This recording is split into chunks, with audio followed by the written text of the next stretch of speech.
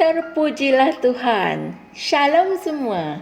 Hari ini Pastor Chris berkongsikan satu message yang bertajuk Kasih di dalam suaranya. Haleluya. Kita tentu sudah biasa mendengar bahwa Tuhan itu seorang Tuhan yang pengasih. Tetapi, tahukah kamu bahwa Tuhan itu sendiri adalah kasih? Dan dirimu juga adalah kasih? Jom kita dengarkan apa yang firman Tuhan ingin sampaikan kepada kita hari ini. Puji Tuhan.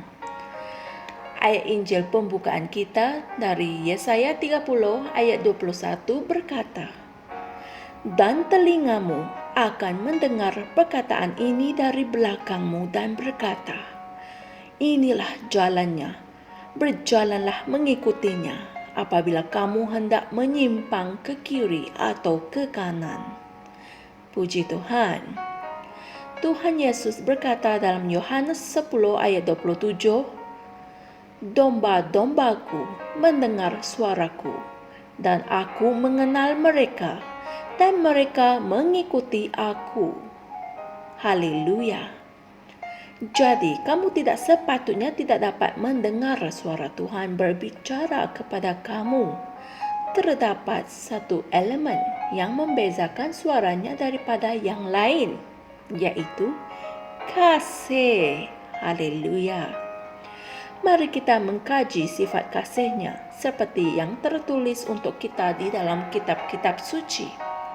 1 Yohanes 4 ayat 7 hingga 8 mengatakan, "Saudara-saudaraku yang dikasihi, marilah kita saling mengasihi, sebab kasih itu berasal dari Allah. Dan setiap orang yang mengasihi lahir dari Allah dan mengenal Allah. Sesiapa yang tidak mengasihi, dia tidak mengenal Allah, sebab Allah adalah kasih." Amin. Ayat yang ke-16 menjelaskannya dengan lebih lanjut kepada kita, yang berkata, "Dan kita telah mengetahui dan telah percaya akan kasih Allah kepada kita. Allah adalah kasih, dan sesiapa yang tinggal di dalam kasih, tinggal di dalam Allah, dan Allah tinggal di dalam Dia." Amin. Haleluya.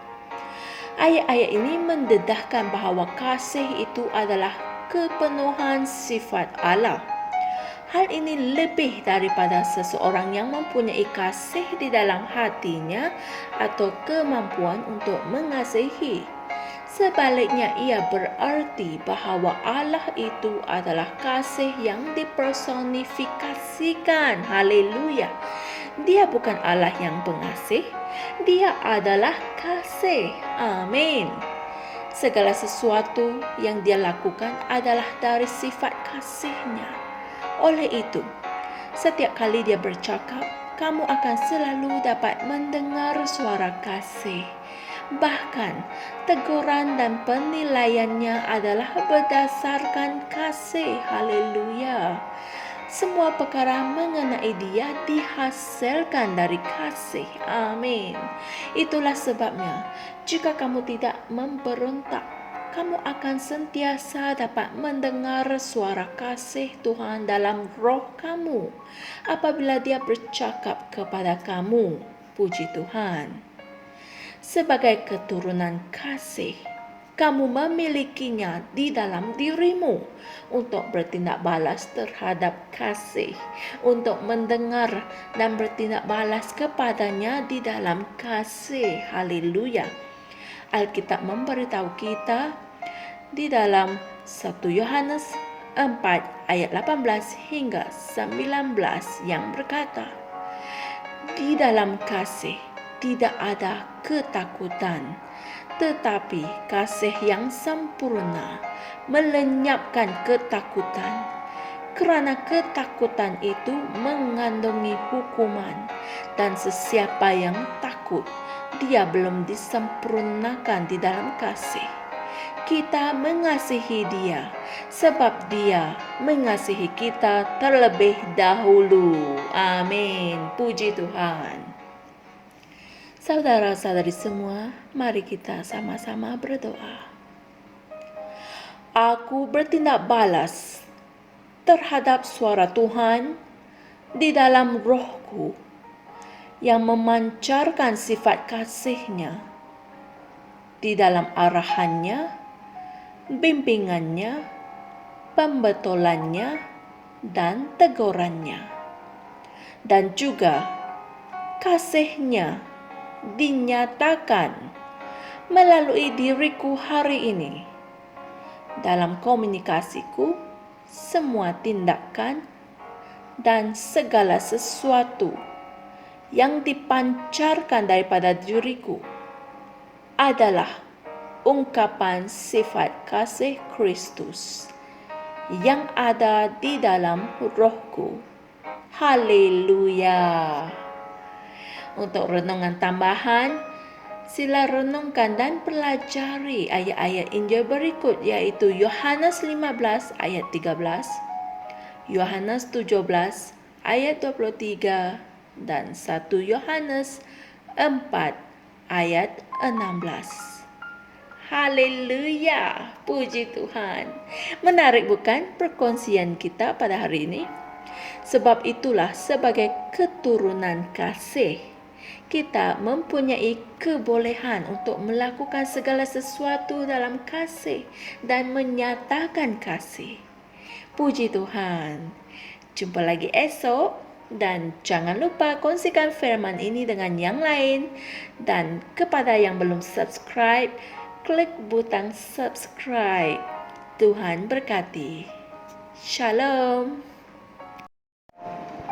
Kami percaya saudara-saudari semua telah diberkati dengan perkongsian firman dari Rhapsody Reality.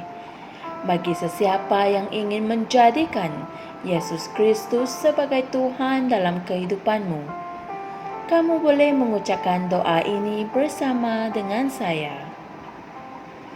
Ya Tuhan Allah, aku mempercayai Yesus Kristus, Anak Allah yang hidup dengan sepenuh hatiku. Aku percaya Dia telah mati untukku, dan Allah telah membangkitkan Dia dari kematian. Aku percaya Dia hidup hari ini. Aku mengaku dengan mulutku bahwa Yesus Kristus adalah Tuhan dalam hidupku mulai dari hari ini. Melalui Dia dan di dalam nama-Nya, aku mempunyai kehidupan yang kekal. Aku telah dilahirkan semula. Terima kasih Allah kerana menyelamatkan jiwaku. Aku sekarang adalah anak Allah. Haleluya. Tahniah, sekarang kamu telah menjadi anak Allah.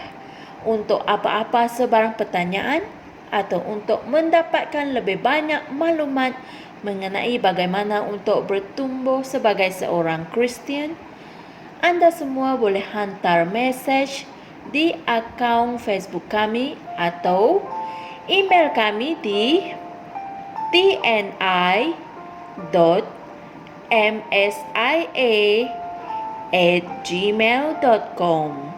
Sekali lagi, tni.msia@gmail.com. Tuhan berkati Anda semua.